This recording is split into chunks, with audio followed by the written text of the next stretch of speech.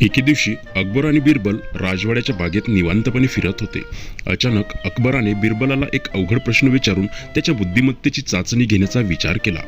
बादशहाने बिरबलाला विचारले, आपल्या राज्यात किती कावळे आहेत? बिरबलाला राजाच्या आवाजात चेष्टेचा सूर जाणवला आणि काही मिनिटातच बिरबलाने उत्तर दिले, महाराज, आपल्या राज्यात 80,971 कावळे आहेत. आश्चर्यचकित होऊन अकबराने बिरबलाची आणखी परीक्षा घेतली. आपल्याकडे त्यापेक्षा जास्त कावळे असतील तर? बिरबलाने उत्तर दिले, मग इतर राज्यातील कावळे भेटायला येत असतील. कावळे कमी असतील तर? अकबराने विचारले. ठीक आहे, मग आपल्या राज्यातील काही कावळे इतर राज्यांना भेट देत असतील.